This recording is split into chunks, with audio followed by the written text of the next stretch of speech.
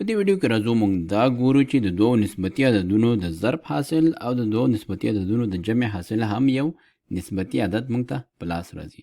نو راځه موږ دلته لومړی د دوو نسبتي عددونو ضرب حاصل باندې خبره کوم. نو که چیرې زه دوه عددونه ولرم، دوه تام عددونو نسبت زه ولرم a پر b، او دا زه ضرب کوم په یو بل نسبتي عدد کې چې عبارت ده m پر n.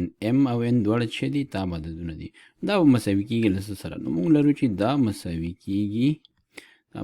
کېږي a ضرب m تقسیم پر b ضرب n. نو اوس a هم یو تام عدد دی او m هم یو تام عدد دی، همدارنګه b هم یو تام عدد دی او n هم یو تام عدد دی. دوه تام عددونو نسبت چې دا بخپله بیرته یو نسبتي عدد دی. نو ځکه وایو چې دا یو چې دی دا یو نسبتي عدد دی، دا کسر. نو معنا دا چې که چیرې تاسو ته د دوو نسبتي عددونو ضرب په لاس درکړل شي نو حاصل به هم یو نسبتي عدد وي.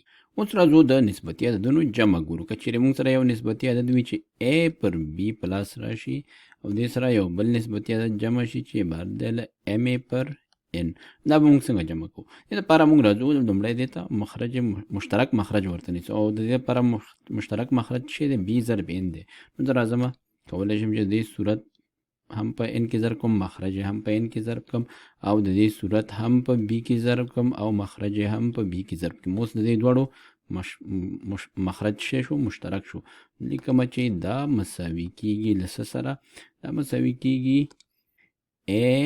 an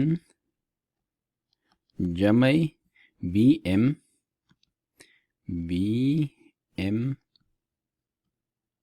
تقسیم پر bn. نو b ضرب n دلته موږ ویلو چې دا یو تام عدد دی، همدارنګه an او bm دا هم څه شي دي؟ تام عددونه دي. تام عددونو جمع حاصل بیرته تام عددونه کېږي. تام عدد پر تام عدد بیرته موږ ته یو نسبتي عدد په لاس راکوي. نو په دې معنی چې د دوو نسبتي عددونو ضرب حاصل هم یو نسبتي عدد دی او د دوو نسبتي عددونو د جمع حاصل هم یو نسبتي عدد دی.